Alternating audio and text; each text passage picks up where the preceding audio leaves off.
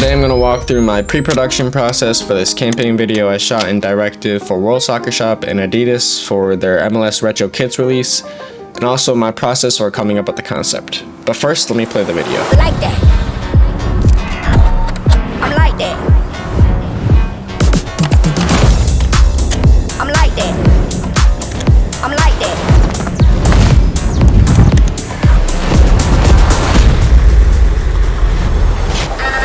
I like that. I put it on, take it off. I put it on, take it off. I put it on, take it off.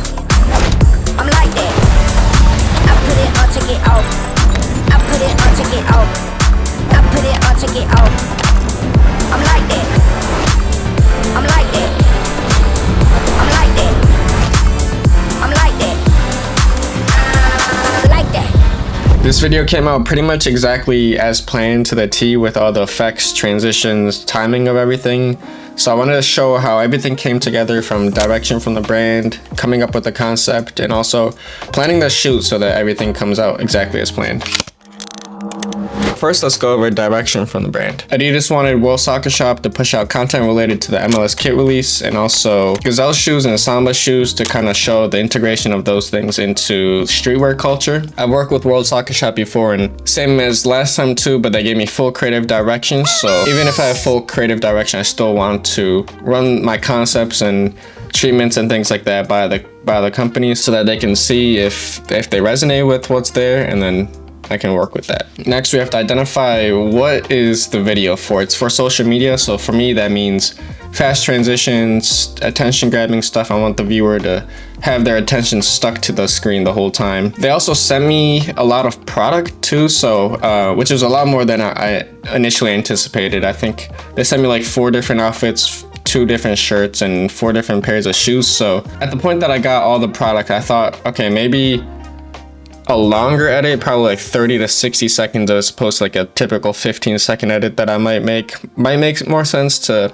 fully integrate all the products and make sure everything has a good look. Especially with product related work and fashion related stuff, you want the product to actually show, and you want like good screen time for each item so that the viewer can clearly see what the product is. They also sent me a reference to a shot they wanted to incorporate into the video for the shoes. I think that was pretty easy to incorporate, so that's just one other thing I had to note as I was going to create the concept and idea generation stage.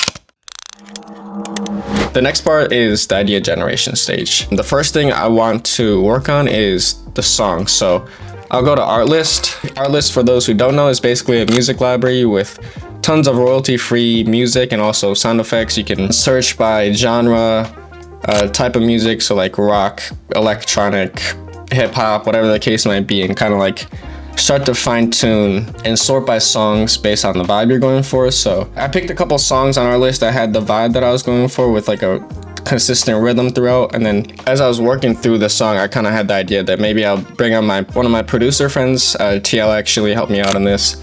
I'll link his Instagram here. I had the idea that I want to add some vocals to the song too, to kind of like give it more emphasis and character. Next is to try to find concepts and visuals I want to incorporate into the video. So what I use is Frameset. Frameset, for those who don't know, is basically a website with a lot of music video, commercial, and other production stills that you can like take references from and kind of start pulling ideas together. They have something called sets where you can like, you know, kind of put together the different frames that you're inspired by and create a mood board out of it. You can search by prompt, so you can like search ocean or something like that, and you get a bunch of frames and references shot in the ocean. You can search by aspect ratio, so I knew this was vertical, so I was looking at some in a vertical form, so you can kind of start to see stuff here. You can also search by color if you want a saturation. Like there's a lot of ways to fine-tune and find specific references for what you're looking for in the film you're working on. For establishing shots, you could look at extremely wide or something like that, you know. Just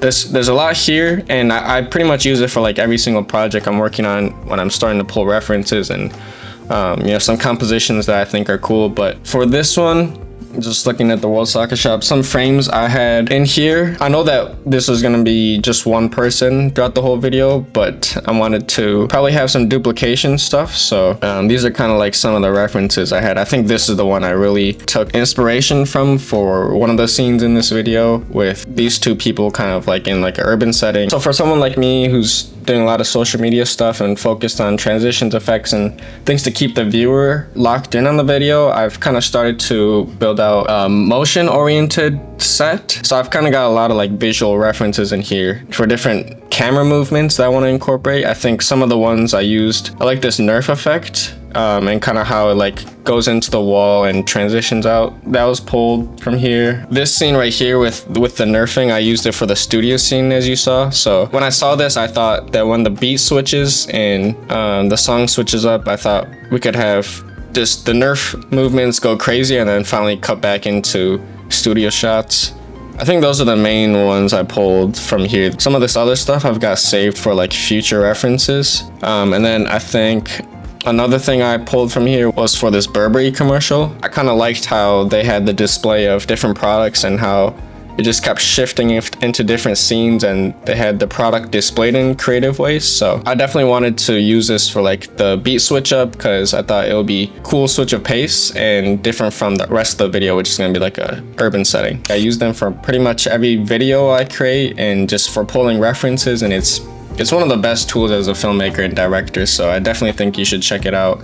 I do have an affiliate link if you want to try it out for yourself and, you know, give Frameset a spin. It's one of those websites for me, once you find it, it's hard to not use it anymore because there's just so many different ways to pull inspiration and frames, effects, stuff like that to like reference and use for your next video, and it's so easy to toggle through and find specific references you're looking for your film. So yeah, definitely check out Frameset. The next site I use is very popular. You probably already know it, but it's called Eye Candy. Basically, it's a visual effect library. So I'll kind of go in here and like start to look at different transitions, effects, and things like that I think are interesting and A, would fit into the video, but also B, experiment and try it out, see if I could use it. I try to incorporate like one new thing at least to every film I work on so that I'm constantly improving and trying new concepts out. So, you know, in the video that they sent me earlier, there's like that fixed camera. So like you could search by fixed cam and see different references that were used previously. I'll go through the specific ones because I don't know off the top of my head what I saved for this, but it's in my scripting that I've got documented, so I'll show you that soon. Next thing I use is Instagram, of course. So I've got a bunch of stuff saved in here, so I'll kind of go through my references I've got saved, different visual techniques and stuff that I've saved and I thought for future films I might want to include. So Instagram's such a large database for videos and inspiration these days, so I always try to,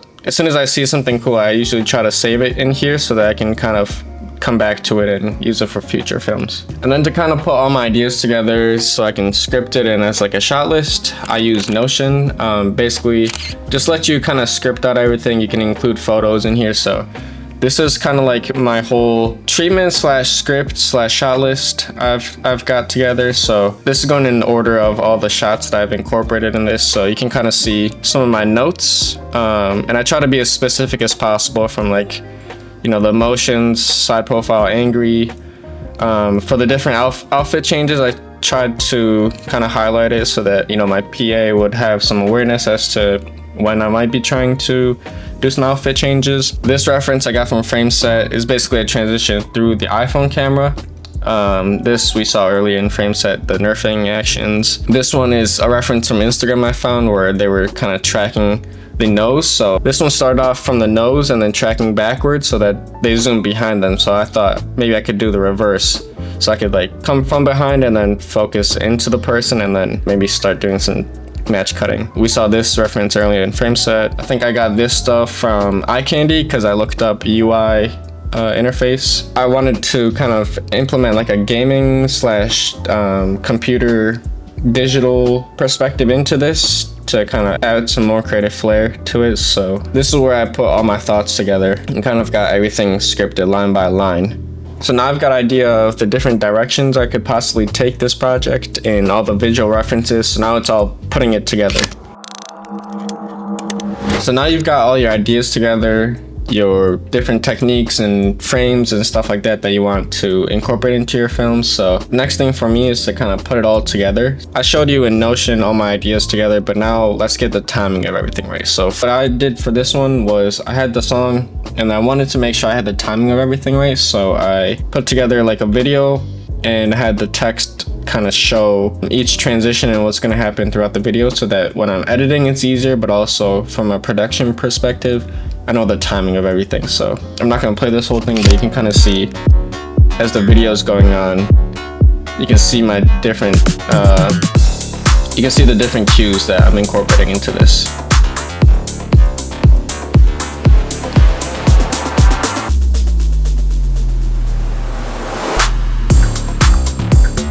But yeah, you kind of get the idea of what I was trying to do here. With this, what I'm doing is I can send that to the model so that he has an idea of kind of like the vibe I'm going for on top of the scripting and all the different mood boards.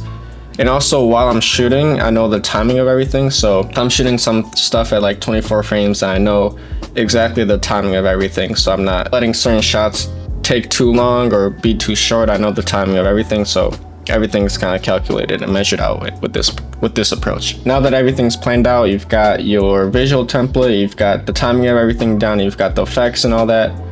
Now you just have to figure out what am I gonna bring to the shoot. It's a 40-second edit, which is a little longer than what I typically would do. A lot of my stuff is like 15-20 second. And with the transition heavy and effect heavy stuff, an extra 20 seconds is actually a lot longer in production time. So I definitely knew that I wanted to focus on the video side of things. So I brought in a photographer, quality lens for the photos requirement. And I also knew that there was a lot of outfit changes and moments where I'm gonna need the model to not move so that we can cleanly do some of the effects and transitions. So I wanted to bring on a PA so that they'd be able to help me to orchestrate the outfit changes, and then also kind of helps me to just think more on production and directing versus, you know, the logistics of everything. Yeah, and outside of that, it's just equipment. So I knew I'd be using a gimbal for some of the tracking shots, handheld movements, tripod. I wanted to bring a zoom lens and I tried to like rent it out, but I wasn't able to. So for the intro,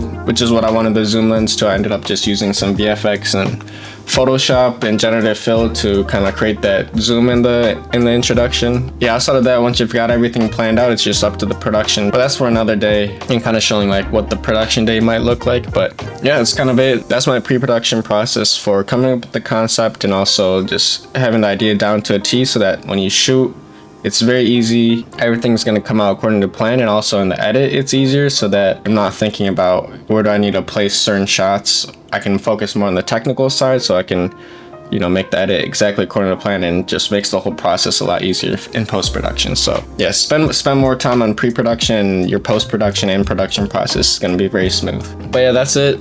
If you want to see more breakdowns like this of pre-production or, you know, post-production, production day, what that day in the life might look like, just let me know.